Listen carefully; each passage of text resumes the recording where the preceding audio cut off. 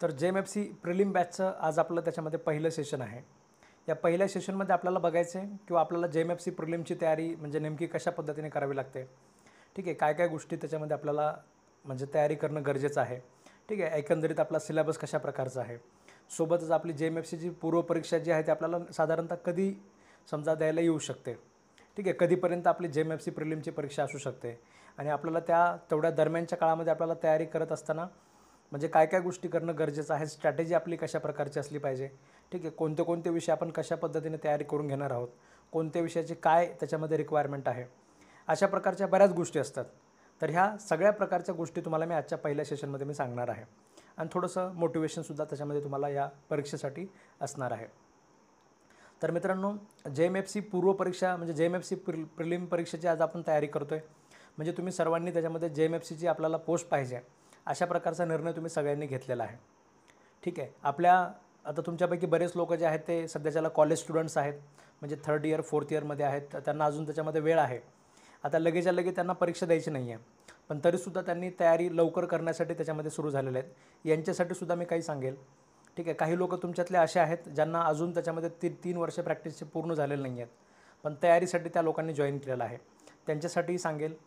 ठीक आहे, ज्याला महिला त्याच्यामध्ये गृहिणी म्हणून आहेत, त्या काम करत आहेत, त्यांच्यासाठी सांगेल.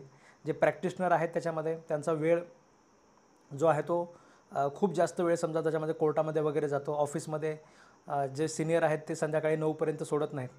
अशा प्रकारच्या लोकांसाठी सुद्धा म्हणजे वेळ कशा पद्धतीने मॅनेज करायचा.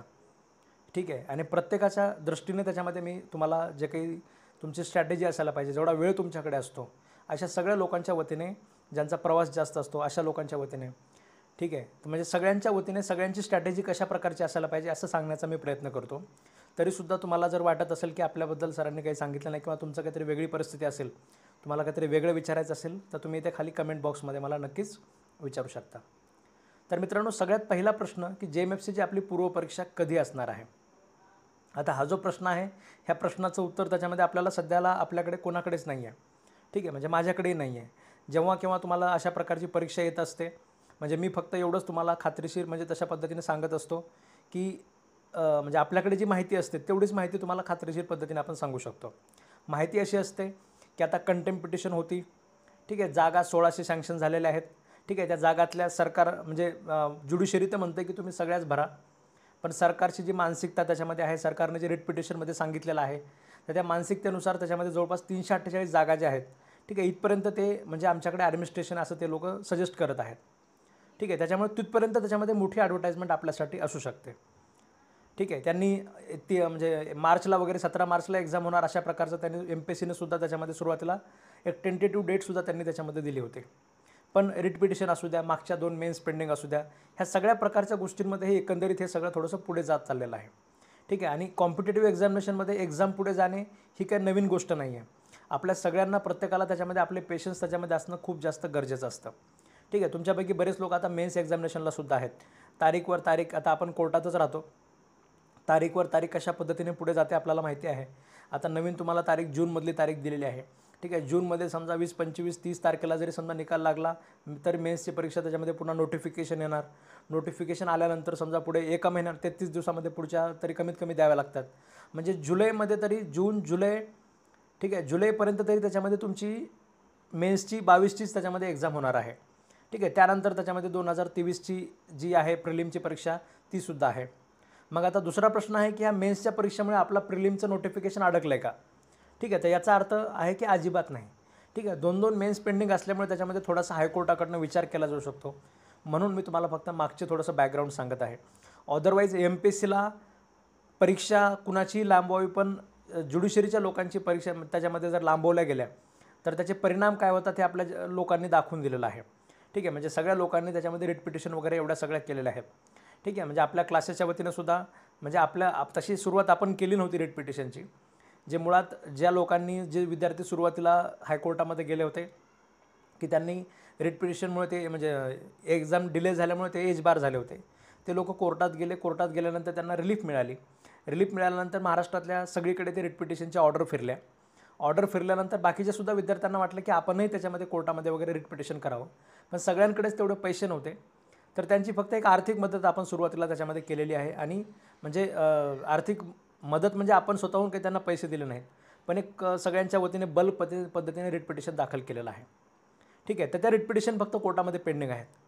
तर ह्या बॅकग्राऊंडचा सुद्धा आपल्या पूर्वपरीक्षेच्या नोटिफिकेशनवर काही फरक पडेल का, तर फरक पडायचे चान्सेस खूप कमी आहेत. ठीक आहे, कारण पुढच्या जागा त्याच्यामध्ये सँक्शन आहेत आणि हे जर समजा एक्झामिनेशन जर अजून त्यांनी पुढे घातली जास्त, ठीक आहे, 2024मध्ये ते कधीपर्यंतही घेऊ शकतात. 2024मध्ये तुमचं नोटिफिकेशन समजा ऑगस्टमध्ये सप्टेंबरमध्ये नोटिफिकेशन येऊ शकतं. ठीक आहे, म्हणजे पुढे ऑक्टोबर नोव्हेंबर डिसेंबरपर्यंतसुद्धा या इयरच्या एंडपर्यंतसुद्धा त्याच्यामध्ये तुमचं नोटिफिकेशन येऊ शकतं. ठीक आहे, म्हणजे नोटिफिकेशन यायची जी तारीख आहे ही थोडीफार पुढे त्याच्यामध्ये बरीच जाऊ शकते. आपल्याला त्याच्यामध्ये जे आहे आपली कंटिन्युटी अभ्यासामधली आपल्याला त्याच्यामध्ये ठेवायची आहे. आता आपल्या ज्या बॅच सुरू होत असतात, आता आपण सप्टेंबरच्या एक्झामसाठी ज्या आपण बॅच सुरू केल्या होत्या 2023च्या एक्झाममध्ये, तर ती बॅच आमची त्याच्यामध्ये 11 महिने म्हणजे जवळपास 12 महिने आणि वर एक दिवस म्हणजे 13 महिने जवळपास बॅच चालली होती. ठीक आहे, तर तुमच्या बॅचच्या बाबतीतसुद्धा तसं होऊ शकतं. जर समजा एक्झामिनेशन जर आपली त्याच्यामध्ये पुढे जात असेल, तर आपलं क्लासेसची स्ट्रॅटेजी अशी असते की आपण बॅच संपवत नाही. ठीक आहे, जेवढं जास्त डिटेलमध्ये आपल्याला कव्हर करता येईल, त्याचं जेवढं जास्त रिव्हिजन करता येईल, अशा पद्धतीने आपण त्या गोष्टी परत त्याच्यामध्ये आपण काय करत असतो, म्हणजे रोजच्या रोज आपण त्याच्यामध्ये काहीतरी ब्रशअप करणे, कव्हर करणे, असे प्रकार आपण आपल्या बॅचमध्ये करत असतो. ठीक आहे, म्हणजे मी तुमचं जे पेशन्स आहे ते मी तुटू देणार नाही, पण तुम्हालासुद्धा त्याच्यामध्ये तशा प्रकारची तयारी आपल्या मनाची ठेवायची असते. ठीक आहे, साहजिकच आहे, म्हणजे असं अजिबात नाही की तुमची एक्झाम खरंच खूप जास्त डिले होणार आहे. ठीक आहे, ऑगस्टमध्ये जुलैमध्ये ज्यावेळेस हे सगळं होईल, म्हणजे विधानसभेच्या अगोदर आणि लोकसभेच्या नंतरसुद्धा मध्येच त्याच्यामध्ये आपले नोटिफिकेशन वगैरे त्याच्यामध्ये येऊ शकतात. ठीक आहे, असंही होऊ शकतं. तर हे सगळं झाल्यानंतरसुद्धा आपली त्याच्यामध्ये वेळेतसुद्धा तयारी असणं गरजेचं आहे. मग हे करत असताना आपल्याला आता प्रिलिमची तयारी करायची म्हणजे नेमकं काय करायचं आहे. ठीक आहे, जर समजा आपल्याला 5च महिन्याचा वेळ मिळाला, 5 महिन्याचा वेळ तरी आपल्याला शुअर त्याच्यामध्ये मिळेल, 5 महिने तरी आपली बॅच चालेलच. जर समजा आपल्याला 5 महिन्याचा वेळ मिळाला, तर ह्या 5 महिन्याच्या वेळामध्ये आपण कशा पद्धतीने तयारी करायची. ठीक आहे, म्हणजे काय गोष्टी आपल्याला कव्हर कराव्या लागतात. JMFC पूर्वपरीक्षा जी आपल्याला हे तर माहिती आहे की पूर्वपरीक्षा आपली MCQ प्रकारची असते. ठीक आहे, हे आपल्याकडे माहिती असते. दुसरी परीक्षा मागच्या वर्षीचे सगळे क्वेश्चन पेपर आपल्याकडे असतात, त्याचं सगळं ॲनालिसिस आपल्याला त्याच्यामध्ये करून घ्यायचं असतं. ते ॲनालिसिस केल्यानंतर आपल्याला असं लक्षात येतं की JMFC प्रिलिमला त्याच्यामध्ये म्हणजे आपण असं म्हणू शकतो की समजा एक ट्रेंड असा आहे की तुम्हाला थोडंसं कन्सेप्च्युअल बेसिसवर प्रश्न विचारतील. कन्सेप्च्युअल बेसिसवर प्रश्न विचारायचा ट्रेंड जरा जास्त आहे. ठीक आहे, म्हणजे त्याच्यामध्ये तुम्हाला सगळ्या 12ला 12 विषयांचे कन्सेप्ट तुमचे चांगल्या पद्धतीने क्लिअर असणं गरजेचं आहे. तर ते आपण त्याच्यामध्ये बॅचमध्ये आपण करून घेणार आहोत. दुसरा ट्रेंड असा आहे की तुम्हाला सेक्शन बेससुद्धा प्रश्न विचारतात. सेक्शन बेस प्रश्नांचा टक्का कधी एवढा जास्त असतो. ठीक आहे, म्हणजे 50% प्रश्न जवळपास सेक्शन बेसवरच असतात. सेक्शन नंबरसुद्धा आपल्याला चांगल्या पद्धतीने माहिती असणं गरजेचं आहे. मग आता सगळेच्या सगळे 12 विषयांचे सेक्शन नंबर माहिती असणं गरजेचं आहे का? ठीक आहे, तर सगळेचे सगळे 12ला 12 विषयांचे सेक्शन नंबर माहिती असणं गरजेचं नाही. ठीक आहे, आपल्याला जे महत्त्वाचे सेक्शन नंबर आहेत, ठीक आहे, ते प्रत्येक विषयाचे महत्त्वाचे सेक्शन नंबर आम्ही तुम्हाला सांगणार आहे. ठीक आहे, आपण शिकवायला तर त्याच्यामध्ये आता म्हणजे आत्तापर्यंतच्या ज्या JMFCच्या पूर्वपरीक्षेच्या ज्या आपल्या बॅचेस होत्या, ह्या बॅचेसमध्ये आपण त्याच्यामध्ये थोडंसं म्हणजे टॉपिक घेऊन त्याच्यामध्ये त्या पद्धतीने आपण ते कव्हर करण्याचा प्रयत्न केला होता आणि बऱ्याच गोष्टी त्याच्यामध्ये आपण थोड्याशा म्हणजे कमी वगैरे आपण त्याच्यामध्ये करत होतो. ठीक आहे, म्हणजे कमी वगैरे आपण त्याच्यामध्ये गोष्टी करत होतो. पण आता आपल्याला असं ठरवलेलं आहे की जवळपास प्रत्येक गोष्ट जी बेरॅटमध्ये आपल्याला दिलेली आहे ही आपल्याला शॉर्टमध्ये आपल्या वहीमध्ये आपल्याला मांडून घ्यायची आहे. ठीक आहे, परीक्षेच्या शेवटच्या काळामध्ये जर तुम्ही बेरॅट वाचायला गेले तर आपल्याला सगळेचे सगळे बेरॅट आपल्याला अजिबात वाचणं होत नाही. पण आपल्या वहीमध्ये जर समजा एक मोठा सेक्शन आहे 5-6 ओळीचा, त्या ओळीमधले जे MCQ विचारले जाऊ शकतात ते जर आपण 2 ओळीमध्ये आपल्या वहीमध्ये लिहून ठेवले असतील आणि ही वही आपण रोजच्या रोज जर आपण त्याच्यामध्ये वाचलेली असेल, तर आपल्याला परीक्षेच्या शेवटच्या काळामध्ये हे रिव्हिजन करायला सोपं जातं. आणि त्याच्यावर जो MCQ आला, जरी समजा आपल्याला ते तुम्हाला कोणीतरी तोंडाने विचारलं की सांग तुला ह्याच्याबद्दल काय माहिती आहे, जरी समजा आपल्याला तिथे सांगता आलं नाही तरीसुद्धा MCQ म्हणजे ऑप्शन बघून तरी आपल्याला त्याचं उत्तर 100% सुटलं पाहिजे. ठीक आहे मित्रांनो, एक गोष्ट लक्षात घ्या, आता या वर्षीचं सप्टेंबरचं मेरिट समजा 55 वगैरे लागलेलं आहे. ठीक आहे, क्लासेसचे असे विद्यार्थी आहेत ज्यांना 94 मार्क आहेत. ठीक आहे, म्हणजे एवढा सगळा डिफरन्स तुम्ही त्याच्यामध्ये मेंटेन करू शकता. ठीक आहे, फक्त मी मेरिटमध्ये येणार आहे आणि फक्त मेरिटपुरतं मी पास होणार आहे अशा प्रकारची अपेक्षाच ठेवायची नाही. ठीक आहे, म्हणजे क्लासच्या कुठल्याही विद्यार्थ्याने अशा प्रकारची तयारी करायची आहे की काही विचारा तुम्ही मला. ठीक आहे, सेल्स ऑफ गुड्स ॲक्ट घ्या तुम्ही, त्याच्यातलं कुठलाही सेक्शन, कुठलाही कानाकोपरा, काही प्रकारे तुम्ही MCQ बनवून मला विचारा, मला तो MCQ येतो. अशा प्रकारची आपली तयारी असली पाहिजे. आपण 94, 95 मार्क, मी 94-95 का म्हणतोय, एक 4-5 मार्क त्याच्यामध्ये कॅन्सलच झालेले असतात. ठीक आहे, जवळपास आउट ऑफ मार्क तुम्ही JMFCच्या पूर्वपरीक्षेमध्ये मिळवलेले कित्येक विद्यार्थी त्याच्यामध्ये क्लासेसचे असतात. ठीक आहे, तर एवढ्या प्रकारे जर समजा आपल्याला तयारी करायची असेल या लेवलची, म्हणजे मी फेल होऊ शकतो का, अशा प्रकारची कुठलीही शक्यता आपल्याला सोडायची नाही आहे. ठीक आहे, कारण आपल्यामध्ये आणि मेरिटमध्ये त्याच्यामध्ये हा 40-45 मार्काचा डिफरन्स असला पाहिजे. जागा जर समजा एवढ्या जास्त असतील तर तुम्ही अजून जास्त मोठा डिफरन्स तुम्ही त्याच्यामध्ये बनवू शकता स्वतःमध्ये आणि ते मेरिटच्या लाईनमध्ये. या लेवलने तुम्हाला तयारी करायची आहे. मग या तयारीसाठी सगळेच्या सगळे विषय हे एवढ्या लेवलचे मार्क का मिळवले जाऊ शकतात, हे मार्क मिळवले जाऊ शकतात कारण आपल्याला एक फिक्स सिलेबस आहे आणि फिक्स सिलेबसमध्ये त्याच्या बाहेरचे तुम्हाला प्रश्न विचारले जात नाहीत. ठीक आहे, जसं MPSCला इतिहास आहे, समजा जुना इतिहास वगैरे जर तुम्हाला विचारला, समजा एन्शियंट इंडियाची जर काही हिस्ट्री विचारली तर कोणीच माणूस असा असू शकत नाही, इवन विकिपीडिया वगैरेवर सुद्धा तुम्हाला त्याच्यामध्ये ते प्रश्न त्याच्यामध्ये सापडणार नाहीत. अशा प्रकारचे प्रश्न विचारले जाऊ शकतात जर हिस्ट्रीवर प्रश्न विचारायचे असतील तर. पण ते मात्र आपल्या JMFCच्या बाबतीत होत नाही. त्याच्यामुळे 12ला 12 जे आपले विषय आहेत, ठीक आहे, यांना एकदम आपल्याला ज्यूस करून पिणे, मी जसं तुम्हाला नेहमीच म्हणत असतो तशा पद्धतीने आपल्याला करायचं आहे. ठीक आहे, एक एक विषय छोटा जो विषय आहे आणि सगळ्यात मोठा प्लस पॉईंट जो आपल्याला आता मिळवायचा आहे तो म्हणजे जे नवीन क्रिमिनल लॉज आहेत याच्यानुसार आपल्याला एक प्लस पॉईंट मिळवायचा आहे. एक ॲडव्हान्टेज आपल्याला महाराष्ट्राच्या बाकीच्या क्राऊडवर आपल्याला मिळवायचा आहे. ठीक आहे, आपल्याला हे तर माहिती आहे की JMFC सेक्शन नंबरवर प्रश्न विचारते, कधी कधी 50-50 प्रश्न त्यामध्ये सेक्शन नंबरवर असतात. ठीक आहे, समजा ह्या 3 कायद्यांवर आपण समजा म्हटलं की 10-15 नाही आले, समजा 10 नाही आले, समजा 6-7 तरी प्रश्न तुम्हाला ह्या 3 कायद्यांवर जर समजा सेक्शन नंबरवर वगैरे जर तुम्हाला विचारलं जात असतील किंवा नवीन गोष्टींवर तुम्हाला जर विचारलं जात असतील, ठीक आहे, आणि ते 6ला 6 जर आपले येत असतील, ठीक आहे, साहजिकच आहे अजून महाराष्ट्रामध्ये ह्या नवीन कायद्यांचा चांगल्या पद्धतीने अभ्यास करायला विद्यार्थ्यांनी सुरुवात त्याच्यामध्ये केलेली नाही आहे. ठीक आहे, म्हणजे आपण जर त्याच्यामध्ये चांगल्या पद्धतीने जर सगळ्यांच्या वर जर आपण ॲडव्हान्टेज घेत असू, ठीक आहे, सगळेचे सगळे सेक्शन नंबर आपल्याला एकदम चांगल्या पद्धतीने माहिती आहेत, असं जर समजा आपण त्याच्यामध्ये करत असू तर आपल्याला बाकी महाराष्ट्राच्या वर त्याच्यामध्ये एक वेगळा ॲडव्हान्टेज आपल्याला त्याच्यामध्ये मिळणार आहे.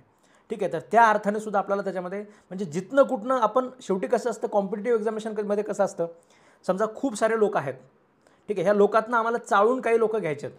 मग चाळून लोक घ्यायचे आहेत म्हणजे खूप सारा मोठा क्राऊड आहे, त्या क्राऊडच्या वर असणारे जे लोक आहेत ते आम्हाला घ्यायचे आहेत. मग हे क्राऊडच्या वर तुम्ही कसं येऊ शकता, ठीक आहे, क्राऊडच्या वर येण्यासाठी मग तुम्ही काय करू शकता, ठीक आहे, हे आपल्याला त्याच्यामध्ये या बॅचमध्ये आपल्याला करून घ्यायचं आहे. ठीक आहे, प्रत्येक गोष्ट म्हणजे अगदी हे सगळे जे 12ला 12 विषय आहेत हे सगळे विषय आपल्याला त्याच्यामध्ये अक्षरशः घासून त्याच्यामध्ये खूप चांगल्या पद्धतीने आपल्याला तयारी त्याच्यामध्ये करायची आहे. सेक्शनमध्ये एक गोष्ट असते, अजून एक गोष्ट असते. आता आपण स्वतःहून म्हणजे तुम्ही आता इतके दिवस तुमच्यापैकी बरेच लोक असे आहेत ज्यांनी सेल्फ स्टडी केलेला आहे, सेल्फ स्टडी बऱ्याच वेळेस केलेला आहे, पण ज्यावेळेस ॲक्च्युअल MCQ सोडवायला जातात त्यावेळेस स्कोरच होत नाही. ठीक आहे, म्हणजे खूप सारे प्रश्न चुकतात. तुम्हाला जर समजा तुमच्यापैकी कोणाला JMFC प्रिलिमच्या ह्या सप्टेंबरच्या एक्झाममध्ये जर तुम्हाला समजा 50 मार्क असतील, 52 मार्क असतील, 53 मार्क असतील, तर म्हणजे तशा प्रकारचा जो तुमचा अभ्यास असेल, ठीक आहे, त्याला आपण खूप ॲव्हरेज स्टडी असं आपण म्हणू शकतो. जर एखादा महाराष्ट्रातला विद्यार्थी 94 मार्क घेऊ शकतो, ठीक आहे, 55चं मेरिट आहे, माझं फक्त 3 मार्कावर गेलं, 4 मार्कावर गेलं, हे अशा प्रकारचं रडगाणं म्हणजे एकदम खूप बेसिक झालं ते.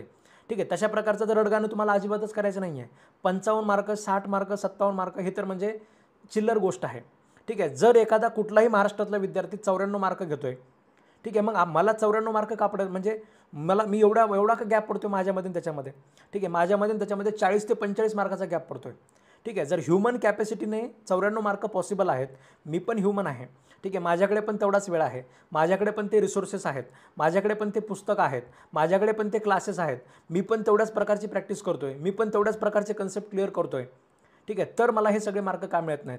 ठीक आहे, अशा प्रकारे तुम्हाला आता विचार करायचा आहे. ठीक आहे, म्हणजे तुम्ही आत्तापर्यंत बरेच एक्सक्यूज दिले असतील की मला 52 पडले, 53 पडले, 54 पडले. ठीक आहे, तुम्ही त्याच्यामध्ये चांगल्या पद्धतीने कन्सेप्ट क्लिअर करून घेतले नसतील, तुम्ही MCQ सोलवायची प्रॅक्टिस केली नसेल, तुम्ही अजून बऱ्याच काही त्याच्यामध्ये अडचणी असतील, बरेच काही कन्सेप्ट क्लिअर करून घेतले नसतील. ठीक आहे, म्हणजे ह्या सगळ्या अशा बऱ्याच गोष्टी त्याच्यामध्ये असणार आहेत. या प्रकारचे कारणं आता द्यायला तुमच्याकडे आहेत, पण तुम्ही आपले क्लासेस जॉईन केलेले आहेत. ठीक आहे, तुम्ही क्लासेस जॉईन केल्यानंतर सगळेचे सगळे विषय तुम्ही त्याच्यामध्ये चांगल्या पद्धतीने कन्सेप्ट समजून घेतले. मी तुम्हाला समजावून सांगायला तुमच्याकडे आता म्हणजे तुम्ही क्लासेस जॉईन केले म्हणजे तुम्हाला जवळपास प्रत्येकच रिसोर्स मिळाला. ठीक आहे, जे बेस्ट कन्सेप्ट समजावून सांगितलं जाऊ शकतो तो तुम्हाला सांगितला गेला. सेक्शनमध्ये जे बारकावे असतात ते तुम्हाला सांगितले गेले. एवढं सगळं करून नोट्स करून MCQ सॉल्विंग प्रॅक्टिस करून जर तुम्हाला त्याच्यामध्ये 55, 60, 70 मार्क समजा अशा प्रकारचे मार्क पडत असतील, जिथे महाराष्ट्रातला कुठलाही विद्यार्थी समजा 94 पर्यंत जातोय, ठीक आहे, तर अशा वेळेस तुम्हाला कुठलंही कारण द्यायला तोंड नाही आहे. इतके दिवस तुम्ही सांगितले असतं कारण समजा सांगितलं असेल की मी क्लास लावले नव्हते, मी सेल्फ स्टडी केला होता, सेल्फ स्टडीमध्ये स्वतःवर मर्यादा येत असतात, सगळेचे सगळे विषय मी टाईम बाउंडमध्ये प्रिपेअर करू शकलो नाही, सगळ्याच्या सगळ्या विषयांचे मला चांगले कन्सेप्ट लक्षात आले नव्हते, डॉक्ट्रिन ऑफ इलेक्शनमधले बारकावे मला लक्षात आले नव्हते. ठीक आहे, इलेक्ट्रॉनिक एव्हिडन्स मला चांगला समजला नव्हता. इलेक्ट्रॉनिक इव्हिडन्समधल्या रिसेंट केसेस मला माहिती नव्हत्या. ठीक आहे, ह्याच्यामध्ये काय नवीन बदल घडलेला आहे ते मला माहिती नव्हता. नवीन क्रिमिनल लॉज मला कोणी समजावून सांगितले नव्हते. ठीक आहे, अशा प्रकारचे कारणं आपण तेव्हा देऊ शकलो. मी तुम्हाला इनडायरेक्टली सांगण्याचा प्रयत्न करतो आहे की प्रत्येक जी गोष्ट आहे ती आता आपल्याला करायची आहे. आणि कारणे तुम्ही आता बऱ्याच लोकांना कारणे सांगितले असतील, पण त्या कारणे सांगितल्यामुळे त्यांचा म्हणजे आपलं असं काही त्याच्यामध्ये फायदा झालेला नसतो. ठीक आहे, आपलं जे नुकसान व्हायचं ते झालेलं असतं. ठीक आहे, पुढच्या व्यक्तीला आपल्या मनाला एक प्रकारे त्याच्यामध्ये आपण फक्त समाधान करून घेत असतो. तर इथून पुढे तुम्हाला कुठलंही कारण त्याच्यामध्ये सांगायचं नाही आहे. ठीक आहे, आता तुमच्यातले म्हणजे जर स्पेसिफिक तुमच्यातल्या स्ट्रॅटेजीप्रमाणे जर सांगायचं म्हटलं, तुमच्यातले काही लोक असे आहेत जे आता दिवसभर कोर्टामध्ये प्रॅक्टिस करतात. ठीक आहे, सकाळी समजा 9 पासून जे जातात, संध्याकाळी 9 वाजता ऑफिसमधनं वगैरे येतात. तर अशा प्रकारच्या लोकांसाठी मी तुम्हाला सांगतो की मुळात म्हणजे मी आता बाकीच्या लोकांना ठीक आहे काही गरज नाही, केलं नाही तरी थोडं जरी केलं तरी होतं असं मी अजिबात सांगत नाही आहे. पण ज्यांच्याकडे मुळातच वेळ कमी आहे, ठीक आहे, अशा लोकांना त्याच्यामध्ये धीर देण्यासाठी सांगतो आहे की JMFCची जी परीक्षा आहे आपली, ठीक आहे, म्हणजे ही एवढी काही अशी एकदम हाय लेवलची परीक्षा नाही आहे, म्हणजे खूप असं डिफिकल्ट आहे किंवा हे शक्य वगैरे नाही आहे, असा काही प्रकार नाही आहे. ठीक आहे, जर एखादा विद्यार्थी 94 घेतो आहे आणि मिनिट फक्त 55ला लागतं आहे, म्हणजे 55 ते 94 मध्ये अजून बराच स्कोप आहे. ठीक आहे, तुम्ही दिवसभरामध्ये जर समजा तुम्ही सकाळी आपलं 2-3 तास जर अभ्यास करत असाल आणि संध्याकाळी जर तुम्ही 3 तास जर अभ्यास करत असाल, ठीक आहे, म्हणजे संध्याकाळी समजा 2 तास अभ्यास करत असाल, ठीक आहे, आणि एखादा तास लेक्चर समजा, असे एकंदरीत 6 तास जरी तुमचे त्याच्यामध्ये होत असतील, ठीक आहे, तरीसुद्धा तुम्ही JMFC पास करण्याचे चान्सेस म्हणजे खूप जास्त आहेत. ठीक आहे, बाकी MPSC सारखं नाही आहे की म्हणजे 8 लाख फॉर्म तलाट्यासारखं नाही आहे, 11 लाख 12 लाख फॉर्म. ठीक आहे, तुमचे 8,000 10,000 फॉर्म आणि 8,000 10,000 फॉर्ममधनं ठीक आहे जागा जर 348 सारख्या जर भरती येत असेल, ठीक आहे, जर एवढी जर मोठी भरती खरंच आली तर अशा वेळेस म्हणजे जवळपास त्याच्यामध्ये सगळेच मेन्स पास होतील की अशा प्रकारची परिस्थिती आहे. ठीक आहे, या म्हणजे पूर्वपरीक्षा पास होतील की काय, अशा प्रकारच्या परिस्थितीमध्ये आपल्याला कुठलंही कारण त्याच्यामध्ये देण्याचं कारण नाही आहे. ठीक आहे, जजच्या बाजूला बसणारा जो क्लर्क असतो, मी नेहमी सांगत असतो, जजच्या बाजूला बसलेला जो क्लर्क असतो, ठीक आहे, त्याची डेजिग्नेशन वगैरे त्याचं सगळं कमी आहे.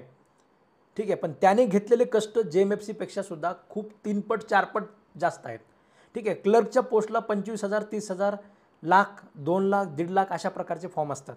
ठीक आहे, स्टेनो वगैरे सुद्धा त्याच्यामध्ये त्यांचंसुद्धा डिफिकल्ट आहे, आपल्यापेक्षा कठीण त्यांना कष्ट घ्यावे लागतात.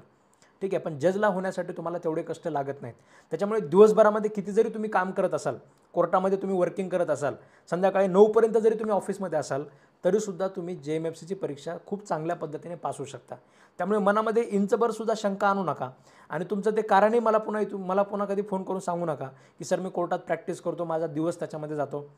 ठीक आहे, तर असं प्रकार तुम्हाला सांगण्याची अजिबात गरज नाही. सकाळचे 3 तास काढा, संध्याकाळचे अजून 2 तास काढा, एखादा तास समजा दुपारी ऑफिसमध्ये वगैरे काढा. ठीक आहे, आपलं कानामध्ये तुमच्याकडे हे लेक्चरचं रेकॉर्डिंगसुद्धा त्याच्यामध्ये म्हणजे आपण रेकॉर्डिंगसुद्धा आपल्या ह्याच्या कोर्सवर बऱ्याच लेक्चर्स रेकॉर्डरसुद्धा राहत असतात. ठीक आहे, ज्यांनी पूर्ण फीस भरलेली आहे त्यांना अजून जास्त लेक्चर त्याच्यामध्ये त्यांच्या कोर्सेसमध्ये त्यांना ऑलरेडी दिसत असतात. ठीक आहे, तर दिवसभर आपल्या त्याच्यामध्ये कानामध्ये आता तुम्ही 10,000 रुपये भरून क्लास घेतलेला आहे. ठीक आहे, म्हणजे 1,000 रुपये 1,500 रुपयाला आपल्याला त्याच्यामध्ये ते इयरबड्स वगैरे मिळतात. इयरबड्स 1,000 रुपये घालायचे नाहीत, छोटंसं हेडफोन वगैरे आपल्याकडे असतंच, बऱ्यापैकी लोकांकडे असेलच, ते कायम आपल्याकडे ठेवायचं. ठीक आहे, ते कायम आपल्याकडे ठेवायचं, आपला मोबाईल जो आहे तो आपला चालू ठेवायचा आणि बसलेल्या ठिकाणी जर समजा तुम्हाला त्याच्यामध्ये अर्ध्या तासाचा वेळ मिळत असेल तर अर्ध्या तासामध्ये एखादं समजा रिव्हिजनचं लेक्चर जे आहे ते रिव्हिजनचं लेक्चर चालू करून द्यायचं. ठीक आहे, म्हणजे आपण आपल्या कोर्सेसमध्ये ठीक आहे, आता हे ज्यांनी पूर्ण फीस भरलेलं त्यांनाच दिसतील की सगळ्या विषयांचे शॉर्टमध्ये रिव्हिजन लेक्चरसुद्धा मी अपलोड करून ठेवलेले असतात. ह्या रिव्हिजन लेक्चरमध्ये काय असतं की रिव्हिजन लेक्चरमध्ये तुम्हाला फक्त आणि फक्त प्रश्न सांगितले जातात. म्हणजे मी तुम्हाला सांगणार इकडनं की समजा पार्टनरशिप ॲक्टची एन्फोर्समेंट डेट किती आहे, थोडंसं मी पॉज घेतलेला असतो, आपण आपलं त्याच्यामध्ये विचारात कानामध्ये आपलं चालू ठेवायचं आणि आपल्या विचारामध्ये थोडंसं त्याला मनातल्या मनात आपलं उत्तर द्यायचं की या तारखेला सर एन्फोर्स झालेला आहे. त्याच्यानंतर पार्टनरशिप ॲक्ट जो आहे त्याच्यात टोटल किती सेक्शन्स आहेत, ठीक आहे, टोटल किती चॅप्टर्स आहेत, ठीक आहे, पहिला चॅप्टर कशाबद्दल आहे, दुसरा चॅप्टर कशाबद्दल आहे, पहिल्या चॅप्टरमध्ये समजा ही डेफिनेशन आहे, डेफिनेशनमध्ये नेमकं काय काय येतं, ठीक आहे, तिसरा चॅप्टर समजा रिलेशन्स बिटवीन पार्टनर इंटरेस्ट वगैरे आहे, याच्यामध्ये नेमकं काय काय येतं. ठीक आहे, खालीलपैकी समजा कोणते अधिकार जे आहेत ते subject to agreement between partners आहेत, खालीलपैकी कोणते अधिकार जे आहेत ते मॅन्डेटरी आहेत, खालीलपैकी कोणत्या प्रकारच्या ड्युटीज मॅन्डेटरी आहेत. अशा प्रकारे मी त्या रिव्हिजन लेक्चरमध्ये मी गुणगुण करून तुम्हाला मी सांगितलेलं असतं. तुम्हाला बसलेल्या ठिकाणी आपण ज्या विषयाचा अभ्यास केला त्याच्या कानामध्ये ऐकत राहायचं.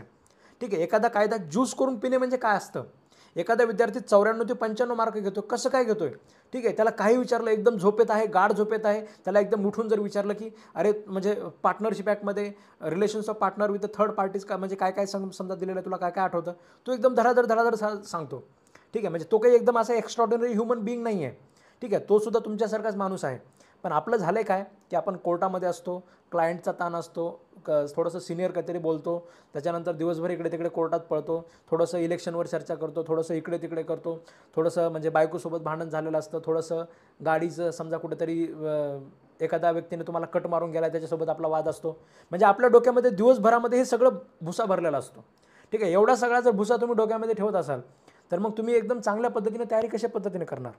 ठीक आहे, JMFs कुठलीही कॉम्पिटिटिव्ह एक्झामिनेशन असू द्या. आणि अजून एक गोष्ट कायम डोक्यात ठेवायची की आपण ज्यावेळेस आता तुम्ही कॉम्पिटिटिव्ह एक्झामिनेशन करायची तयारी करायचं तुम्ही ठरवलं ना, म्हणजे तुम्ही स्वतःची प्रॅक्टिस न करता तुम्ही काहीतरी चांगला जॉब आपल्याला पाहिजे सिक्युअर. ठीक आहे, अशा हिशोबाने तुम्ही आलेले असाल. काही लोकांचं असं असेल दुसरा कुठलाच जॉब नाही पाहिजे, फक्त आणि फक्त JMFCच पाहिजे. ठीक आहे, म्हणजे त्याच पोस्टबद्दल रिस्पेक्ट आहे, तसं प्रॅक्टिस तर माझीही चांगली चालू आहे. अशा प्रकारचे जे काही लोक असतील त्यांचं ठीक आहे. ठीक आहे, पण ज्यांच्या हातामध्ये खरंच दुसरा कुठलाच जॉब नाही आहे, ठीक आहे, प्रॅक्टिस वगैरे सुद्धा त्याच्यामध्ये व्यवस्थित चालत नाही आहे, तर अशा लोकांनी तर त्याच्यामध्ये म्हणजे फक्त JMFC अशा प्रकारचा आग्रह काही कामाचा नाही. ठीक आहे, म्हणजे आपलं वेळेमध्ये आपल्या सगळ्या आयुष्यातल्या गोष्टी झाल्या पाहिजेत. ठीक आहे, मला स्वतःला UPSC करायची होती, पण मी जर समजा UPSCच करायचं आणि एकदम त्याच पद्धतीने जर समजा अडून राहिलो असतो, ठीक आहे, तर त्याच्यामध्ये कदाचित आजही म्हणजे तुम्हाला मी असं निगेटिव्ह काही सांगत नाही आहे, पण ही सध्याची परिस्थिती आहे. ठीक आहे, म्हणजे अनएम्प्लॉयमेंट किंवा ज्या प्रकारचं विद्यार्थ्यांचं कॉम्पिटिशन आहे, ठीक आहे, या प्रकारची परिस्थिती आपल्या म्हणजे सिच्युएशन ही आहे. ही सिच्युएशन प्रत्येकाने समजून घेतली पाहिजे. ठीक आहे, म्हणजे आपला अभ्यास चांगल्या पद्धतीने आपण अभ्यास करायचा आणि वेळेत जे मिळेल ते काम त्याच्यामध्ये आपण स्वतःच्याला कॅच करून घ्यायचं आणि त्यानंतर आपली तयारी जी चालू ठेवायची ती चालू ठेवायची. समजा मला UPSCच करायचं ना, तर मला जर समजा कुठेतरी मी नेट सेट क्वालिफाय होऊन प्रोफेसरची नोकरी करत असेल तर मी अगोदर प्रोफेसरची नोकरी पण लागून घेतली पाहिजे आणि सोबत अभ्यास केला पाहिजे. ठीक आहे, मी फक्त 1 वर्ष गेलं, 2 वर्ष गेलं, 3 वर्ष गेलं, ठीक आहे, 5-5, 6-6 वर्ष माझे फक्त आणि फक्त JMFची तयारी करतोय. अशा पद्धतीने जर मी माझं आयुष्य घालत असेल, ठीक आहे, आपल्या आईवडिलांना 6-7 वर्ष जर तुम्ही तसा पद्धतीचा ताण देत असाल, ठीक आहे, बायको लेकराला सुद्धा तुम्ही त्याच्यामध्ये अशा प्रकारच्या टेन्शनमधून तुम्ही हे करत असाल, तुमचा भाऊ तुमचं स्पॉन्सर करत असेल, ठीक आहे, तो फक्त स्पॉन्सर करतोय, तो बिचारा किती विचार करतो तुमच्याबद्दल तुम्हाला माहिती नाही. तर हे सुद्धा आपल्याला करायचं नाही आहे. हे 12 विषय जे आहेत आपले जे आपल्याला दिले जातात, हे 12ला 12 विषय तुम्ही कुठल्याही प्रकारची परीक्षा घ्या. असिस्टंट लिगलची आली होती तुम्ही ती घ्या, CBI-IPPची आली होती तुम्ही ती घ्या, राजस्थान ज्युडिशरी आली ती घ्या. ठीक आहे, कुठल्याही प्रकारची जर कॉम्पिटिटिव्ह एक्झामिनेशन आली तर 70, 80, 90% सिलेबस त्याच्यामध्ये सेम आहे. ठीक आहे, जर 70, 80, 90% सिलेबस असेल तर जाऊन पेपर देऊन यायला काय हरकत आहे? ठीक आहे, तर पेपर देऊन तुम्ही आलं पाहिजे. आपल्या हातामध्ये आपल्या ह्याच्यामध्ये पोस्ट असणं खूप गरजेचं आहे. ठीक आहे, माणसाचं आयुष्य ऑलरेडी ठीक आहे, म्हणजे माणसाचं आयुष्य ऑलरेडी 40 ते 50 वर्ष कमी झालेलं आहे. अगोदर लोक 100-100 वर्ष जगायचे, त्याच्यातले आता त्याच्यामध्ये आपण फार तर फार 60, 65, 70पर्यंत व्हॅलिडिटी लूक मिळते आपल्याला. 70 वर्षाच्या व्हॅलिडिटीमध्ये तुम्ही जर आयुष्यातले 30, 35, 40 वर्ष जर ह्याच्यात घालत असाल, ठीक आहे, आणि दुसऱ्या कुठल्याच परीक्षेची तयारी करत नाही, आपलं करायचं तर करायचं, JMFCच करायचं, अशा प्रकारचा सुद्धा आग्रह काही कामाचा नाही आहे. ठीक आहे, अभ्यास करायचा, जोरदार अभ्यास करायचा, भयंकर अभ्यास करायचा. जी मिळेल पोस्ट, ज्या पोस्टला तुम्ही इलिजिबल आहात त्या पोस्टला त्याच्यामध्ये काय करायचं, तुटून पडायचं आणि आपल्या हातात अगोदर काहीतरी पोस्ट घ्यायची. पोस्ट घेतल्यानंतर, हातात पोस्ट असल्यानंतरचं आयुष्य आणि पोस्ट नसल्यानंतरचं आयुष्य ह्याच्यामध्ये खूप जास्त फरक आहे. ठीक आहे, आपले आईवडील आपल्यापासून त्यांना सुख मिळेल, ठीक आहे, आपल्या लेकराबाळांना सुख मिळेल, आपल्या आयुष्याला त्याच्यामध्ये आपण काहीतरी खूप मोठं अर्थपूर्ण काम आपण करू. ठीक आहे, आपल्या आयुष्याला आपण वेगळा अर्थ देऊ. मग नोकरी आपली कमी असेल, थोडीशी कमी असेल, काही फरक पडत नाही. ठीक आहे, पण सुंदर पद्धतीने तुम्ही आयुष्य जगू शकता आणि ती नोकरी करत करत मग तुम्ही अजून अभ्यास चालू ठेवा आणि दुसरी त्याच्यामध्ये पोस्ट तुम्ही त्याच्यामध्ये मिळवण्याचा प्रयत्न करा. ठीक आहे, पण फक्त आणि फक्त अशा पद्धतीचा आग्रह तुम्ही त्याच्यामध्ये करू नका.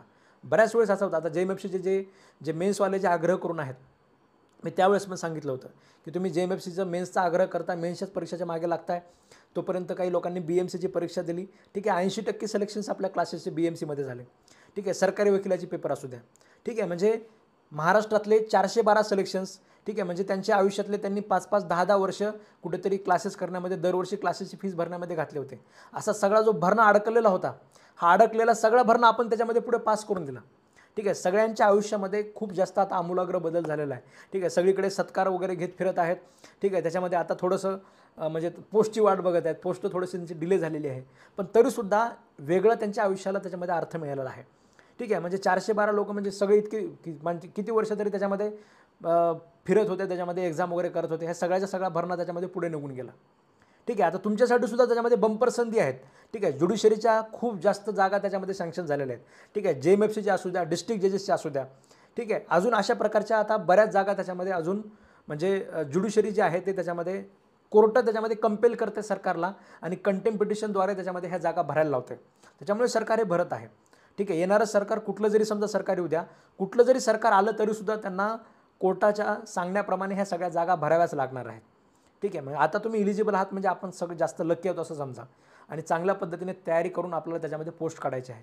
कुठली ना कुठली पोस्ट आपल्याला त्याच्यामध्ये काढायची आहे आणि ही पोस्ट जर काढायची असेल तर आपल्या दिवसभर सकाळपासून संध्याकाळपर्यंत आपल्या डोक्यामध्ये हेच असलं पाहिजे. ठीक आहे. परीक्षा नोटिफिकेशन याला उशीर झाला तरीसुद्धा आपल्या डोक्यामध्ये हेच असलं पाहिजे. परीक्षा लांबत चालली तरीसुद्धा आपल्या डोक्यामध्ये हेच असलं पाहिजे. ठीक आहे. परीक्षेचा विचार माझ्या हातात आहे का? ठीक आहे. म्हणजे नोटिफिकेशन लगेच मास्तर नोटिफिकेशन काढण्यात गेले, सर नोटिफिकेशन काढा, आपल्या हातात नाही आहे. ठीक आहे. तुमच्या कुणाच्याच हातात नाही आहे. घरच्यांवर भडकणे, आपल्या ह्याच्यावर भडकणे, विनाकारण तनतन करणे, अभ्यास न करणे, ह्या सगळ्या कामं आपण काहीच करण्यात अर्थ नाही आहे. नोटिफिकेशन काढायचं तुमच्या हातात नाही, परीक्षा कधी घ्यायला पाहिजे तुमच्या हातात नाही, तुमच्या हातात फक्त आणि फक्त अभ्यास करायचा आहे. ठीक आहे. JMFCचं नोटिफिकेशन, अजून कुठलं नोटिफिकेशन, काही येऊ द्या. ठीक आहे. हे 12 विषय, हे नवीन कायदे सगळे जे आहेत, माझ्या हातात काय आहे की पूर्ण महाराष्ट्राचा क्राऊड नवीन कायद्याचा अभ्यास सुरू करण्याच्या अगोदर मी चांगल्या पद्धतीने ह्या कायद्यांवर एकदम म्हणजे माझं जे आहे ते चांगलं मास्टरी त्याच्यामध्ये मी मिळवतो, चांगला अभ्यास मी त्याच्यामध्ये करतो, सगळेचे सगळे महत्त्वाचे सेक्शन मी लक्षात ठेवून घेतो, सगळ्याचा सगळा कंटेंट त्याच्यामध्ये मी समजून घेतो, नवीन जे चॅप्टर असेल त्याच्याबद्दल मी माहिती करून घेतो, 2 IPC आणि नवीन जो BNS आहे समजा, अशा प्रकारच्या 2 कायद्यांमधलं चांगलं कंपॅरिझन मी चांगलं पक्का करून घेतो. अशा पद्धतीने जर समजा तुम्ही त्याच्यामध्ये तयारी करत असाल, ह्या सगळ्या गोष्टी जर समजा तुम्ही त्याच्यामध्ये म्हणजे महाराष्ट्रातल्या बाकीच्या क्राऊडपेक्षा माझ्यात काय स्पेशल आहे. ठीक आहे. म्हणजे कुठल्याही नोकरीमध्ये शेवटी बेसिक गोष्ट एकच असते, why should I hire you. ठीक आहे. म्हणजे मी तुला का नोकरीवर ठेवायचं. ठीक आहे. म्हणजे बाकीचे सगळे महाराष्ट्रातले 8-10 हजार लोक असताना तुम्हालाच जज म्हणून काय घ्यायचं, काय घ्यायचं तुम्हाला. कारण सर माझ्याकडे माझे सगळेच्या सगळ्या विषयांचे माझे कन्सेप्ट क्लिअर आहेत. तुम्ही मला काही विचारा, मी तुम्हाला एकदम लॉ पॉईंट बरोबरच सांगणार. मी कुठलीच गोष्ट मी एकदम अस्पष्ट अशी सांगणार नाही किंवा मी तुम्हाला असे उत्तर देणार नाही की सर मला हे थोडंसं वाचावं लागेल. ठीक आहे. तुम्ही काही विचारा 12 विषयांचं, मला माहिती आहे सर. ठीक आहे. अशा पद्धतीने तुम्ही त्याच्यामध्ये काय केलं पाहिजे, म्हणजे आपल्याला तयारी त्याच्यामध्ये करून घ्यायचं, हे आपल्या हातात आहे. ठीक आहे. सगळ्या विषयांचे प्रॉपर नोट्स काढायचे, जे नोट्स आपल्याला एक्झामच्या शेवटच्या काळामध्ये आपल्याला चांगल्या पद्धतीने रिव्हिजन करता येईल. ठीक आहे. हे आपल्या हातामध्ये आपण ते करू शकतो. त्याच्यानंतर सगळ्या MCQ सॉल्विंगची प्रॅक्टिस करायची. MCQमध्ये कशा पद्धतीचे बारकावे असतात, लीगल सेन्स कशा पद्धतीने वापरला जातो, ह्या सगळ्या गोष्टी आपल्या हातात आहेत, आपण त्या सगळ्या करून घ्यायच्या. ठीक आहे. म्हणजे लेक्चर्स सगळेचे सगळे आपण ऐकले पाहिजेत, एकही लेक्चर मिस करायचं नाही. ठीक आहे. आता आपल्या ज्या बॅचेस असतात, आपल्या ह्या 2 प्रकारच्या बॅच असतात. म्हणजे एक JMFCची पूर्वपरीक्षेची आपली रेकॉर्डेड कोर्सची बॅच असते आणि दुसरी लाईव्ह लेक्चरची बॅच असते. ठीक आहे. ह्याच्या अगोदरची जी बॅच होती आपण त्यांना तसं दोन्ही त्याच्यामध्ये दिलं होतं. ठीक आहे. पण होते काय की लाईव्ह लेक्चरवालेसुद्धा त्याच्यामध्ये रेकॉर्डिंग ऐकत नाही आहेत, म्हणजे लाईव्ह लेक्चर अटेंड करत नाही आहेत. त्याच्यामुळे आपण आता ह्या तुमच्या बॅचपासून आपण ते लेक्चरला आपण 10 दिवसाची व्हॅलिडिटी आपण दिलेली आहे. ठीक आहे. झालेलं प्रत्येक लेक्चर तुमच्या ॲप्लिकेशनमध्ये राहतं, ते पुढच्या 10 दिवसापर्यंत राहतं. 10 दिवसापर्यंत तुम्ही ते 10 ते 15 दिवसापर्यंत 10 ते 15 वेळेस तुम्ही ते लेक्चर बघू शकता. तेवढ्या वेळेस बघायची गरज अजिबात पडत नाही. ठीक आहे. पण सांगायचं तात्पर्य काय आहे की हे सगळे जे लेक्चर्स आहेत, लाईव्ह लेक्चर अटेंड करा, रेकॉर्डेड लेक्चर अटेंड करा. ठीक आहे. आणि कुठलाच कन्सेप्ट आपला त्याच्यामध्ये अर्धवट ठेवू नका. काही जरी तुम्हाला वाटत असेल कुठेतरी काही प्रॉब्लेम आहे, तुमच्या लक्षात आलं नाही, इथे खाली तुमचं म्हणजे मला लगेच खाली तुम्ही प्रश्न विचारा की सर मला हे असं असं लक्षात आलं नाही. ठीक आहे. माझ्याकडनं लगेच ते सॉल्व करून घ्या.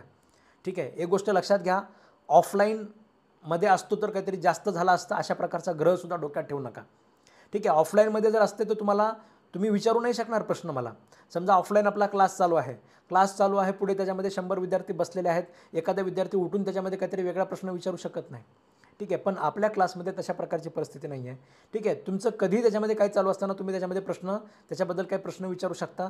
मी म्हणजे बाकीच्या विद्यार्थ्यांना न डिस्टर्ब करता जे प्रश्न तशा प्रकारचे रिलेव्हंट आहेत ते सगळे प्रश्न आपण त्याच्यामध्ये तुम्हाला त्याचे उत्तर सांगत असतो. ठीक आहे. म्हणजे सगळेचे सगळे जे प्रश्न आहेत तुमचे, हे सगळेचे सगळे आपण त्याच्यामध्ये ॲड्रेस करतोय. ठीक आहे. कुठलाही प्रकारचा कन्सेप्च्युअल क्लॅरिटी आपली अर्धवट ठेवायची नाही. ठीक आहे. प्रत्येक प्रश्न विचारून त्याच्यामध्ये क्लिअर करून घ्यायचा. जेव्हाच्या तेव्हा आपलं रोजच्या रोज त्याच्यामध्ये आपलं नोट्स मेंटेन ठेवायचे आणि दुसऱ्या दिवशीच्या लेक्चरला बसण्याच्या अगोदर, ठीक आहे, दुसऱ्या दिवशीच्या लेक्चरला बसण्याच्या अगोदरचं जे आहे आपण जे सगळं बघितलेलं आहे, अगोदरचे जे सगळं आपण समजून घेतलेलं आहे, या सगळ्याचं तुम्ही त्याच्यामध्ये काय करणं गरजेचं आहे, रिव्हिजन करणं गरजेचं आहे. ठीक आहे. एक गोष्ट लक्षात घ्या, जे लोकांना 94 मार्क पडतात, ठीक आहे, म्हणजे जो हायेस्ट असतो, ठीक आहे, जो हायेस्ट असतो तो 94-95 वाला जो विद्यार्थी असतो तो काही ढगातनं आलेला नसतो, म्हणजे कुठून तरी असा नसतो, तो पण माणूसच आहे, पण त्याचं तयारी कशा प्रकारची असते, त्याची तयारी त्याच्यामध्ये परत परत परत परत त्याने ते वाचलेलं असतं. ठीक आहे, परत परत परत त्याने त्याचा अभ्यास केलेला असतो, परत परत त्याने त्याचं रिव्हिजन केलेलं असतं. आणि हे एवढं सगळं रिव्हिजन केल्यामुळे त्याच्या डोक्यामध्ये जे कन्सेप्ट असतात हे सगळे एकदम त्याच्यामध्ये कॉन्क्रीट झालेले असतात. आणि हे कॉन्क्रीट कन्सेप्टच्या जीवावर त्याच्यामध्ये, ठीक आहे, तो जो आहे तशा प्रकारचे 95 मार्क घेऊ शकतो. कारण काही विचारलं त्याचं कुठेच कन्फ्युजन होत नाही. बरेच MCQमध्ये आपले उत्तरं चुकतात कसे, 4 ऑप्शन आहेत, त्याच्यातले 2 बरोबर वाटत आहेत, मग त्याच्यातलं ए घेतलं, बी घेतलं, एक चुकलं. ठीक आहे, चुकलं की 1 मार्क त्याचा जातो आणि दुसरा मिळवलेला त्याच्यातला अजून त्याच्यामध्ये म्हणजे आपला 0.25 मार्क त्याच्यातले जातात. ठीक आहे, म्हणजे असे 10 जर प्रश्न चुकले, 10 मार्क यांचे गेले आणि पुढचे समजा अजून त्याच्यामध्ये काही मार्क गेले. ठीक आहे, म्हणजे असे प्रकार आपल्यासोबत त्याच्यामध्ये व्हायला नको. ठीक आहे, 20 प्रश्न जर चुकत असतील समजा, असा जर प्रकार होत असेल तर याचा अर्थ काय की तुम्ही ते वाचले थोडंसं पण खूप जास्त कन्फ्युजन आहे. तर अशा प्रकारचं कन्फ्युजन इंचभरसुद्धा नसलं पाहिजे. एकाही प्रश्नावर आपल्याला त्याच्यामध्ये कन्फ्युजन नसलं पाहिजे. छोटंसुद्धा रिस्क आपल्याला त्याच्यामध्ये घ्यायचं नाही आहे. अशा पद्धतीने तुम्हाला सगळ्या विषयांची तयारी चांगल्या पद्धतीने आपल्याला करायची आहे. ठीक आहे, BNSपासून आपण त्याच्यामध्ये उद्यापासून आपण सुरुवात करतो आहे. तर या BNSमध्ये सुद्धा, ठीक आहे, सुरुवातीपासून शेवटपर्यंत म्हणजे पहिली गोष्ट आपण समजून घेणार किंवा हे सगळं बदलायची गरज का पडली. ठीक आहे, म्हणजे इंटरव्ह्यूमध्ये सुद्धा आता यावेळेस तुम्हाला अशा प्रकारचे प्रश्न खूप जास्त असणार आहेत की म्हणजे तुम्हाला काय वाटतं BNS वगैरे जो बदलला, हे सगळं म्हणजे IPC वगैरे बदलायची गरज का पडली. ठीक आहे, म्हणजे बदलल्यामुळे काय फायदे झालेले आहेत, बदलला अगोदरच्या IPCमध्ये काय प्रॉब्लेम होता का. ठीक आहे, अगोदर कोर्ट सिस्टीम वगैरे चलत नव्हतं का व्यवस्थित, क्रिमिनल जस्टिस सिस्टीममध्ये कायदे बदलायची काय गरज होती का, उगं फक्त आपल्या नावाला त्याच्यामध्ये क्रेडिट घेण्यासाठी हे सगळं केलेलं आहे. ठीक आहे, हे सगळं कंप्रेस करणं त्यामध्ये का गरजेचं होतं. नवीन जे चॅप्टर आणलेले आहेत हे चॅप्टर आणले त्याचा काही वेगळा फायदा होणार आहे का. ठीक आहे, अगोदर हे सगळे जे ऑफेन्सेस होते समजा वेगळ्या चॅप्टरमध्ये होते, आता त्याला सेग्रिगेशन आपण महिलांविरुद्धच्या ऑफेन्सेस वगैरे केलेलं आहे. हे सगळं सेग्रिगेशन केल्यामुळे वेगळा काही फायदा होतो का. अशा प्रकारच्या गोष्टींवर त्याच्यामध्ये आपलं स्वतःचं सुद्धा एक फर्म ओपिनियन त्याच्यामध्ये असणं गरजेचं आहे. फर्म ओपिनियन म्हणजे काय, डळमळतं ओपिनियन नसलं पाहिजे. आपल्याला जे वाटतंय, ठीक आहे, ते एक तर योग्य असलं पाहिजे आणि ते योग्य आहे तर मग आपण त्याला ठामपणे सर हेच योग्य असं सांगता आलं पाहिजे आपल्याला. ठीक आहे, आपल्या त्या बोलण्यामध्ये ह्याच्यामध्ये खूप जास्त तुटकपणा किंवा आपलं काहीतरी कुठून तरी ऐकलं असा प्रकार आपला नसला पाहिजे. ती प्रत्येक गोष्ट आपल्याला समजून घ्यायची आहे. ठीक आहे, कायदे माहिती असणं वेगळी गोष्ट आहे आणि कायदे समजणं दुसरी गोष्ट आहे. तर आपल्याला हे सगळे कायदे माहिती तर करून घ्यायचेतच, पण सोबत आपल्याला ते समजावूनसुद्धा घ्यायचे. ठीक आहे, प्रत्येक कायद्याच्या मागचं कारणसुद्धा आपल्याला समजावून घ्यायचं आहे. अशा अर्थाने जे लोक अभ्यास करतात हे लोक त्याच्यामध्ये इंटरव्ह्यूमध्ये लगेच वेगळे पडतात. ठीक आहे, लगेच ओळखून येतं की तुमचं किती डेप्थमध्ये अंडरस्टँडिंग आहे, किती डेप्थमध्ये तुमचा अभ्यास आहे. ठीक आहे, MCQमध्ये सुद्धा हे लोक ओळखून पडतात. MCQमध्ये सुद्धा म्हणजे जो 94-95 मार्कवाला असतो तो कधीच असा घोकमपट्टी करणारा 94-95 पर्यंत जाऊ शकत नाही. किती जरी घोकमपट्टी केली समजा, पेपर खूपच जर पानसट असेल सेक्शन नंबरवर वगैरे, तर तो 94-95 घेऊ शकतो समजा घोकमपट्टीवाला सुद्धा. पण तेवढाही पानसट प्रश्न त्यामध्ये JMFCचा कधी काही वर्षाचे एक्सेप्शन जर सोडले तर एवढा नसतो. ठीक आहे, तर तुमचं कन्सेप्च्युअल क्लॅरिटीसुद्धा त्याच्यामध्ये असणं गरजेचं आहे. समजा सेक्शन 12 आहे स्पेसिफिक रिलीफ ॲक्टचं. सेक्शन 12मध्ये सुद्धा जे बारकावे दिलेले आहेत, कधी स्पेसिफिक परफॉर्मन्स देतो, कधी देता येत नाही. ठीक आहे, कधी कॉम्पन्सेशन दिलं जातं, कधी दिलं जात नाही. आपल्याला क्लॅरिटीच असली पाहिजे. ठीक आहे, म्हणजे आपल्याला क्लॅरिटीच असली पाहिजे. एखादा मायनर पर्सन आहे समजा, मायनर पर्सनने समजा एखादा कॉन्ट्रॅक्ट म्हणजे करण्याचा प्रयत्न केला तर तो कॉन्ट्रॅक्ट होणार नाही, ते सगळं वाईड ॲग्रीमेंट होईल. पण त्या वाईड ॲग्रीमेंटमध्ये मायनरला काही पैसे मिळाले, मग हे पैसे त्याला वापस मागता येतात का, म्हणजे पुढचा व्यक्ती पैसे तरी मागू शकतो का वापस. ठीक आहे, कॉन्ट्रॅक्टरप्रमाणे मागू शकतो का, स्पेसिफिक रिलीफ ॲक्टप्रमाणे मागू शकतो का. स्पेसिफिक रिलीफ ॲक्टमध्ये 2018ची अमेंडमेंट केली, काय गरज होती अमेंडमेंट करायची, अमेंडमेंट केल्यामुळे काय फायदे झाले का.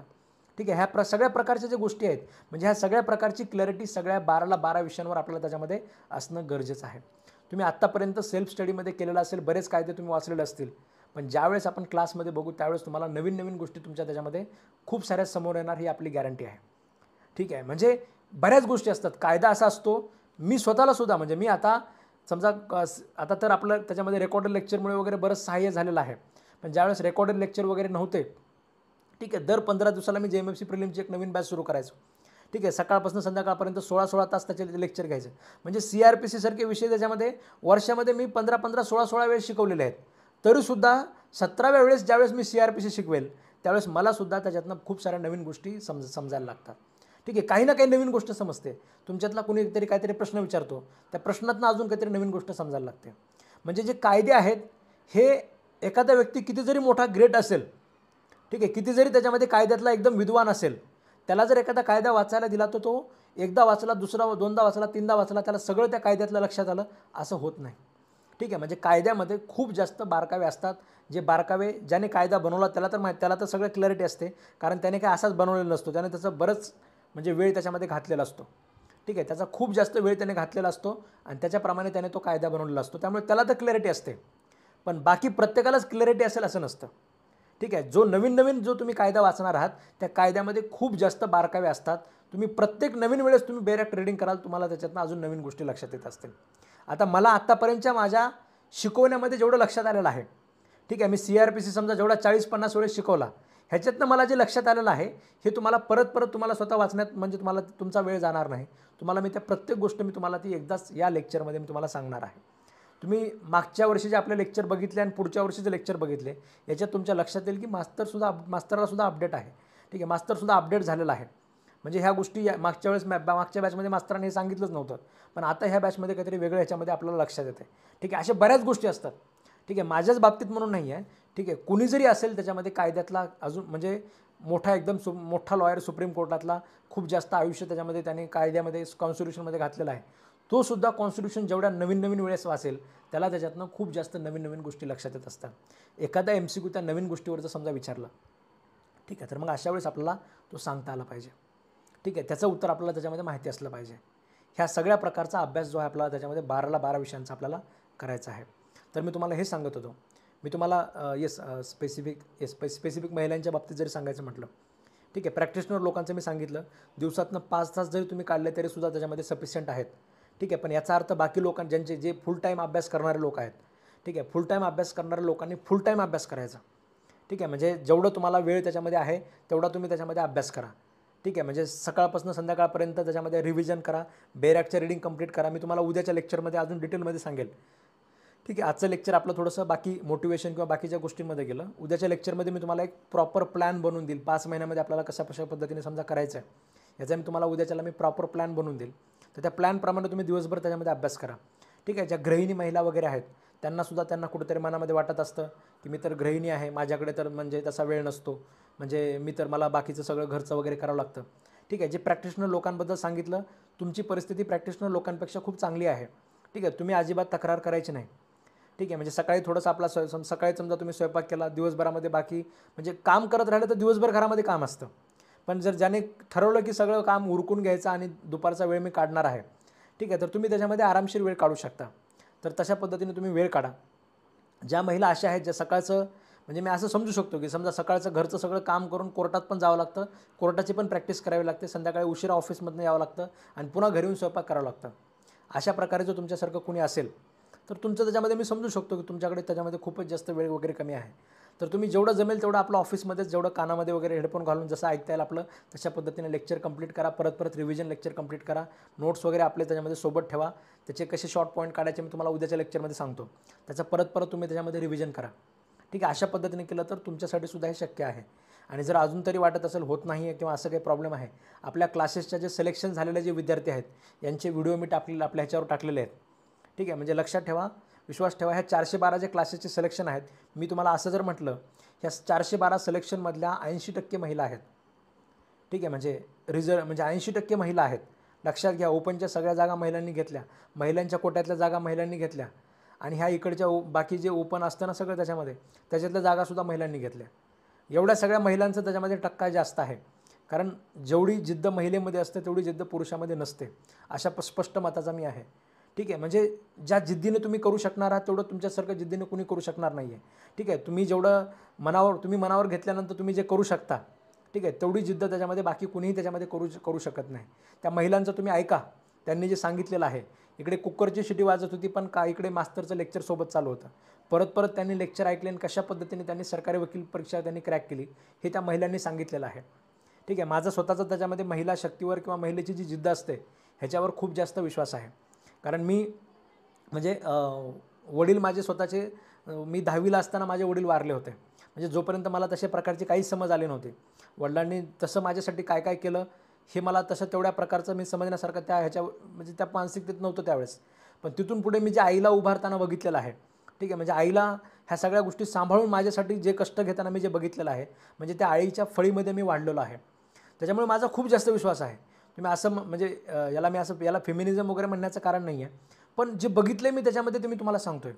की ज्या जिद्दीने आईने सगळ्या गोष्टी उभारल्या, सगळा जो संसार त्याच्यामध्ये पुढे केला, म्हणजे जे शिकवलं मला आणि आमच्या ताईला. ठीक आहे, हे म्हणजे तुम्हाला जर असं एकदम स्टोरी सांगायचं म्हटलं तर अंगावर काटा येणार आहे. ठीक आहे, म्हणजे एवढ्या सगळ्या प्रकारचे कष्ट आईने माझ्यासाठी घेतलेले आहेत. हे सगळं महिलाच करू शकतात. ठीक आहे, म्हणजे त्याच्यामुळे मी तुम्हाला सांगतोय की जरी आपल्याला स्वयंपाक असेल, बाकीचे कामं असतील, तरीसुद्धा तुम्ही हे खूप चांगल्या पद्धतीने करू शकता. बाकी ज्यांच्याकडे फुल टाईम अभ्यास करणारे लोक आहेत, ठीक आहे, त्यांनी काय काय करायचं, कशा पद्धतीने शेड्यूल बनवून घ्यायचं. ठीक आहे, त्यांनी अभ्यास करत असताना कशा पद्धतीने अभ्यास करायचा, सकाळपासून संध्याकाळपर्यंत त्यांनी काय काय करायचं, हे मी तुम्हाला उद्याच्या लेक्चरमध्ये मी तुम्हाला सविस्तर सांगतो की 12 विषयांच्या बाबतीत आपल्याला काय काय करणं गरजेचं आहे. तर आपली पूर्वपरीक्षेची तयारी आपली चांगल्या पद्धतीने होईल. आणि मेरिटचं जे लिमिट आहे, समजा 55चा जर मेरिट लागत असेल तर आपल्याला 95-94 मार्क कशा पद्धतीने पडतील. ठीक आहे, म्हणजे त्या लेवलची तयारी तुमच्याकडनं अपेक्षित आहे. समजा एखादी गृहिणी महिला आहे, म्हणजे खूप जास्त समजा बाकीचं वर्कलोड आहे, जी शेवटी मुलाची फीस डोक्यातनं काढून टाका म्हणल्यानं जात नसते, लाईट बिल भरायचं काम आहे ते काढून टाका डोक्यामधलं म्हणल्यानं जात नसतं. ठीक आहे, घरचं पाण्याची टाकी बंद पडली, नळ बंद पडला, हे बंद पडलं, प्लंबरला बोलावंच लागतं, सगळ्या गोष्टी कराव्याच लागतात. ठीक आहे, हे संसारिक लोकांचं ठीक आहे. पण जे लोक फुल टाईम प्रॅक्टिस करणारे, जे सध्या कॉलेजचे विद्यार्थी आहेत, ठीक आहे, तर या लोकांनी फर्स्ट अटेम्प्टमध्ये कशा पद्धतीने JMFC क्रॅक करायची आणि एकदम टॉपचा स्कोअर कशा पद्धतीने मिळवायचा, काय काय नेमकं करावं लागतं. ठीक आहे, हे मी तुम्हाला त्याच्यामध्ये उद्याच्या लेक्चरमध्ये मी तुम्हाला सविस्तर पद्धतीने मी तुम्हाला सांगणार आहे. ठीक आहे, तर आजच्यासाठी एवढंच लक्षात ठेवा, आपला वेळ झालेला आहे. ठीक आहे, बाकीचं मी तुम्हाला उद्याच्या लेक्चरमध्ये सविस्तर सांगतो. ठीक आहे, thank you all of you. Yes, तुमच्यातले बरेच लोक नवीन विद्यार्थी आहेत आपल्या क्लासेसमध्ये जॉईन केलेले.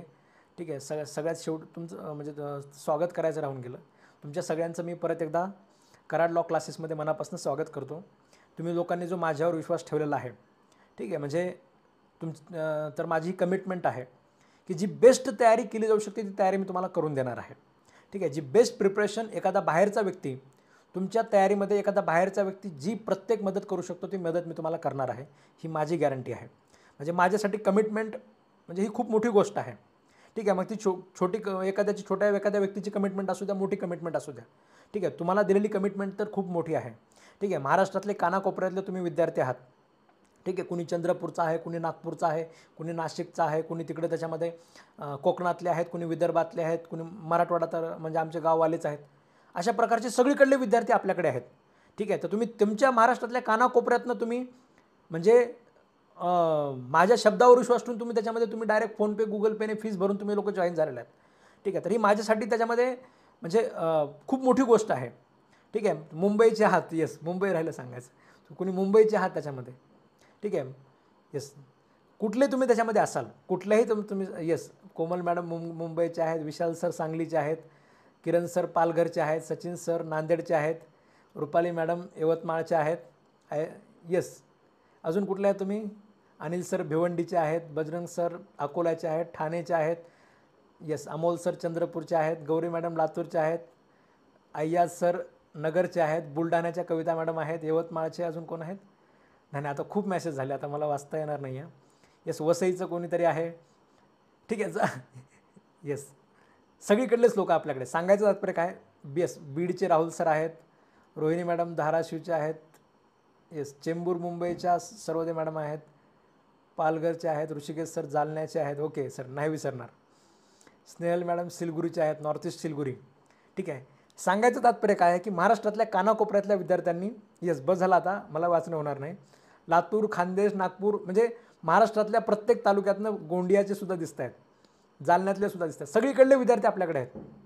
मी फक्त एवढं सांगतो तुम्हाला की तुम्ही कानाकोपऱ्यातनं डायरेक्ट माझ्या एका शब्दावर फोनपे, गुगल पेने तुम्ही फीस भरून जॉईन केलेलं आहे.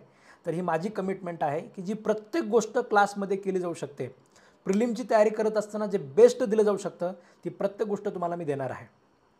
ठीक आहे, म्हणजे प्रत्येक एखादा बाहेरचा व्यक्ती एखाद्या कॅन्डिडेटला जी प्रत्येक मदत करू शकतो, त्या प्रकारची मदत आपण त्याच्यामध्ये तुमच्यासाठी करणार आहेत आणि चांगल्या पद्धतीने आपण ती तयारी करून घेणार आहे. ठीक आहे, तुम्हीसुद्धा मी सांगितलेला प्रत्येक शब्द प्रमाण मानून त्या पद्धतीने तुम्ही तयारी करणार, अशा प्रकारचं प्रॉमिस मला तुमच्याकडनं सुद्धा पाहिजे. सर तुम्ही सांगाल त्या पद्धतीने आम्ही तयारी करणार, अशा प्रकारचा शब्द तुमच्याकडनं पाहिजे. ठीक आहे, येस सर, येस. काय क्लासेस आपण कुठे आहात? आपले क्लासेस पुणेमधले आहेत. काही विद्यार्थी तर असे सुद्धा आहेत ज्यांनी नेमके क्लासेस कुठले आहेत, सर कुठले आहेत हे सुद्धा माहिती नसताना फक्त सरांना रोज ऐकलेलं आहे, बघितलेलं आहे, ह्याच्यावर तर मॅडमने ॲडमिशन केलेलं दिसते. ठीक आहे, पुणेचे आपले क्लासेस आहेत आणि मूळचा मी त्याच्यामध्ये लातूरचा आहे. ठीक आहे, लातूर पॅटर्न आपण पुऱ्या महाराष्ट्रामध्ये आपण अवलंबतो आहे. लातूर पॅटर्नची एकच खासियत असते. ठीक आहे, म्हणजे आमच्या लातूर पॅटर्नची एकच खासियत असते की जी प्रत्येक गोष्ट केली जाऊ शकते ना, एक मार्क इंच अर्धा मार्क वाढवण्यासाठी जी प्रत्येक गोष्ट केली जाऊ शकते ती गोष्ट आम्ही त्याच्यामध्ये करून घेतो. ठीक आहे, त्याच्यामुळे मेरिट एवढ्या जास्त प्रकारचं असतं. ठीक आहे, म्हणजे असं नाही की लातूर पॅटर्न फक्त लातूरच्याच लोकांमुळे फेमस आहे. महाराष्ट्रातले जे आणि होतं सुद्धा काय की महाराष्ट्रातले सगळे आता आपले क्लासेस जे आहेत, म्हणजे महाराष्ट्रातले सगळे टॉपरचे जे विद्यार्थी ज्यांना JMFची तयारी करायची ते आपल्या क्लासला येऊनच जातात. त्याच्यामुळे आपला मेरिट जे आहे ते 80% विद्यार्थी आमच्या क्लासेसचे, 90% विद्यार्थी आमच्या क्लासेसचे असं लागत असतं. म्हणजे सगळं क्रेडिट मी घेणं पण चुकीचं आहे. ठीक आहे, आता आपले क्लासेस एवढे तसे नावाजलेले आहेत. म्हणजे मी ज्यावेळेस सांगतो की आता BMCमध्ये आमचे 80% विद्यार्थी झाले, एका पाठोपाठ मी फोटो टाकले की एवढे सगळे विद्यार्थी झाले. सरकारी वकीलमध्ये 431 महाराष्ट्रात घेतले आणि 412 आमच्या क्लासेसचे झाले. ठीक आहे, त्याचे फोटो टाकायला चालू करणार आहे मी 2 दिवसामध्ये. ठीक आहे, तर हे जे सगळं आपण सांगतो याच्यामुळे सगळे विद्यार्थी पण आपल्याकडे येतात आणि तुम्ही सगळे लोकसुद्धा महाराष्ट्रातले कानाकोपऱ्यातले खूप हुशार विद्यार्थी आहात. ठीक आहे, तुम्हाला फक्त योग्य मार्गदर्शन आपल्याकडनं मिळालं की तुम्ही त्याच्यामध्ये यश मिळवता. तुमचंसुद्धा त्याच्यामध्ये खूप मोठं योगदान आहे आपल्या क्लासेसला मोठं बनवण्यामध्ये. ठीक आहे, मी नेहमी सांगत असतो की MPSCला आपलं चॅलेंज असतं, आमच्या विद्यार्थ्यांशिवाय तुम्ही रिझल्ट लागून दाखवा. हे चॅलेंज फक्त आणि फक्त तुमच्या सगळ्यांच्या जीवावरच आपण त्याच्यामध्ये देत असतो. त्यामुळे तुम्ही सांगितलेला शब्द फॉलो करा आणि त्या पद्धतीने आपण त्याच्यामध्ये सगळे विषय खूप म्हणजे एकदम बेस्ट पद्धतीने आपण तयारी करून घेऊया. ठीक आहे, आजच्यासाठी एवढं लक्षात ठेवा. Thank you all of you. ठीक आहे, परत एकदा नवीन विद्यार्थ्यांचं आपल्या क्लासेसमध्ये मी मनापासून स्वागत करतो. ठीक आहे, गुड नाईट. येस